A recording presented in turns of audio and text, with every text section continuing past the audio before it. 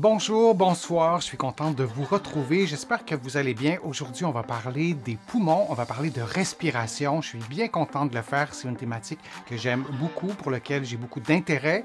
Et on va le faire avec un collègue, avec un urgentologue, avec le docteur Alain Vadeboncoeur. Bonjour Alain, ça va bien?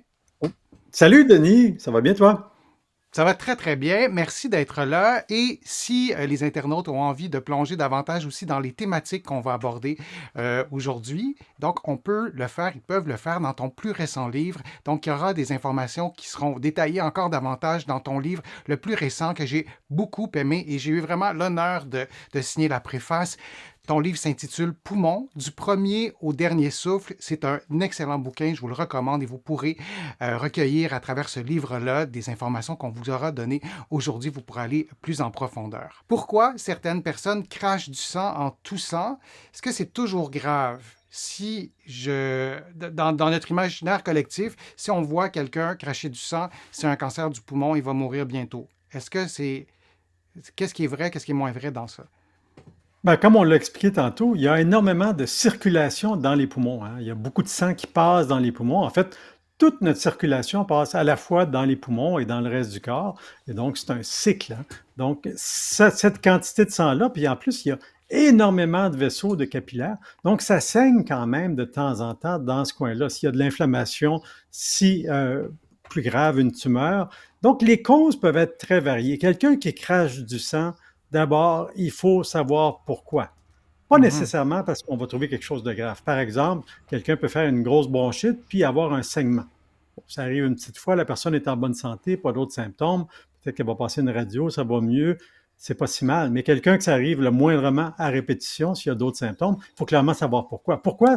Ben, c'est parce qu'il y a des maladies plus graves. Évidemment, on pense au cancer, c'est une des causes Je t'interromps classiques. 2 secondes, pardon, Oui. Alain, il y a un décalage, là, je suis obligé de te couper.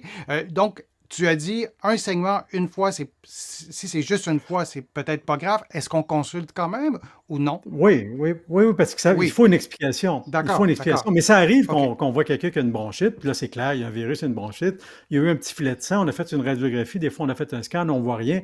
Est-ce que c'est puis que la personne est en bonne santé? Mais il faut clairement avoir une opinion. Et le moindrement que ça se répète, il faut une explication. Peut-être qu'on ne trouvera pas quelque chose de grave au bout du compte, mais la plupart du temps, quand il y a un segment, il y a une cause, et si cette cause-là est embêtante, elle va être trouvée soit par un scan, ça peut être une tumeur, ça peut être des fois des problèmes dans les vaisseaux eux-mêmes. Des fois, des petits caillots dans les poumons peuvent donner des saignements aussi.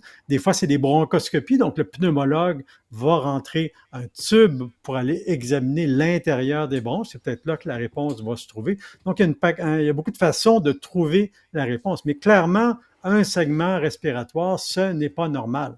Ceci dit, des fois, on crache du sang, mais ça ne vient pas des poumons, ça vient, mettons, de l'arrière-gorge. Si on a une pharyngite, une inflammation de la gorge, ça peut saigner un petit peu. Des fois, ça vient du nez carrément, c'est descendu dans l'arrière-gorge et on le crache. Donc, c'est sûr qu'au départ, on essaie de clarifier un peu d'où vient le sang. Mais si on pense qu'il vient des poumons, c'est clairement une consultation. On ne peut pas laisser de côté cette question-là. Les poumons ne saignent pas, sauf si problème. Et si OK. problème, il faut trouver la cause. OK. Une question qui nous ramène, pas qui nous ramène parce qu'on l'était déjà, mais dans la vraie vie. Disons que moi, j'ai pas de médecin de famille. J'ai Ouais. craché du sang 2 fois. La deuxième fois, je suis pas trop sûr. Une fois, je suis certain. Je me présente et j'ai pas de rendez-vous à court terme. Est-ce que je me présente aux urgences? J'appelle ici au Québec le 811. Les numéros changent ailleurs dans la francophonie. Dans la vraie vie, j'attends encore un peu voir si ça va se reprendre. Si j'ai pas d'autres symptômes, si j'ai pas, c'est vraiment juste ça que j'ai pu noter.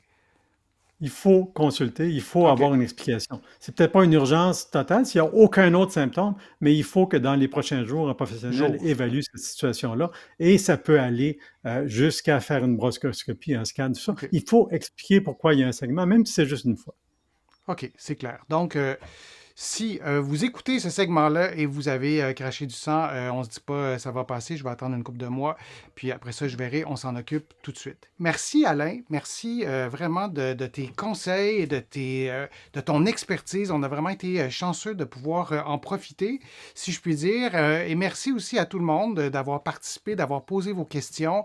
On reviendra à ce beau sujet de la respiration. Si vous voulez approfondir les thématiques qu'on a abordées aujourd'hui, je vous invite vraiment à lire le livre d'Alain poumons du premier au dernier souffle. Je pourrais vous en parler longtemps. J'ai vraiment beaucoup aimé ça. Vous allez pouvoir vous procurer, sauf erreur, mais vous allez pouvoir vous procurer le livre d'Alain ici au Canada partout, ça c'est une certitude, mais aussi en France, à la Librairie du Oui, Québec c'est à disponible. Paris. Cherchez-le aussi dans certaines librairies, vous allez peut-être pouvoir le trouver. Demandez-le si vous ne le trouvez pas. Mais oui, vous allez pouvoir le trouver de l'autre côté de l'Atlantique. Merci Alain de ta participation, de ta gentillesse et merci à tout le monde de votre présence et vos questions. À bientôt.